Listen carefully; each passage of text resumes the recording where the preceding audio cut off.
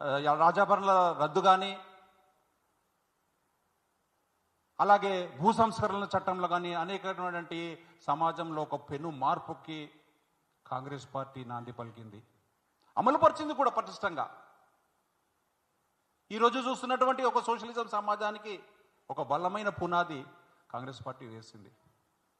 ఆ ఆశతోటే గతంలో ఉన్నటువంటి బీఆర్ఎస్ పార్టీ పాలన నుంచి కొంత నిరాశకు గురైనటువంటి యాదవులు కాంగ్రెస్ పార్టీని ఎన్నుకున్నారు.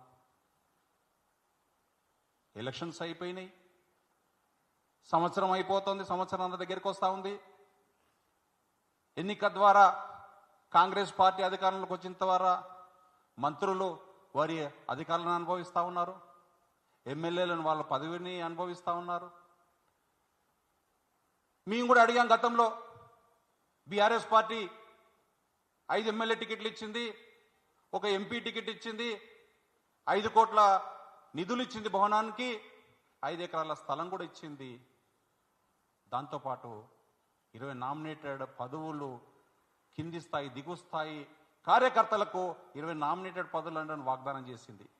ముందు చెప్పిన అన్ని తీర్చారు, కిందిది 20 నామినేటెడ్ పదవులు అన్నిటివి తీర్చలేకపోయింది. ఈరోజు ఒక రకమైనటువంటి కంపారిజన్ ప్రారంభమైంది యాదవుల్లో. యాదవ్ సంఘ నాయకులుగా మా మీద ఒత్తిడి వస్తూ ఉంది. మేము క్షేత్రస్థాయికి వెళ్ళినప్పుడు అడుగుతా ఉన్నారు, గతంలో ఉన్నటువంటి బీఆర్ఎస్ ప్రభుత్వం 5 ఎమ్మెల్యే టికెట్లు ఇచ్చిందే, మరి కాంగ్రెస్ పార్టీ ఎన్ని ఎమ్మెల్యే టికెట్లు ఇచ్చింది?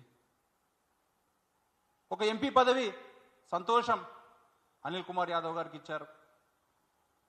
ఈరోజు ప్రభుత్వ విధాన నిర్ణయాల్లో ఆ నిర్ణయాలు మా మీద రుద్దుతా ఉన్నారే, ఒక 16% ఉన్నటువంటి యాదవుల మీద. దాంట్లో మా పాత్ర ఎక్కడ ఉందంటని ప్రశ్నిస్తూ ఉన్నాం, మా ప్రాతినిధ్యం ఎక్కడ ఉందంటని మేము ప్రశ్నిస్తూ ఉన్నాం. మాకు ఇచ్చిందే 2 టికెట్లు, మా దురదృష్టం మేము ఓడగొట్టుకున్నాం. కానీ మ్యాక్సిమం యాదవులు అయితే కాంగ్రెస్ పార్టీకి సపోర్ట్ చేస్తున్నారు కదా, ఇది నిర్వివాద అంశం కదా. ఈ సందర్భంగా ఈ వేదిక నుంచి కాంగ్రెస్ పార్టీని ఒకటే విజ్ఞప్తి చేస్తున్నాం, పునరాలోచించండి మీ విధానాన్ని. ఒక నమ్మకమైనటువంటి జాతి, ఒక నిజాయితీ కలిగినటువంటి జాతి ఈరోజు ఈ ప్రభుత్వ పరిపాలనలో మా భాగస్వామ్యం లేదు, మాకు భాగస్వామ్యం ఇయ్యండి అంటే అడుగుతా ఉన్నాము. దాని గురించి పునరాలోచించుకోవాల్సిన అవసరం ఉంది. రేవంత్ రెడ్డి గారి నాయకత్వం మీద మాకు నమ్మకం ఉంది. అనిల్ కుమార్ గారికి మీరు పదవి ఇప్పించారు.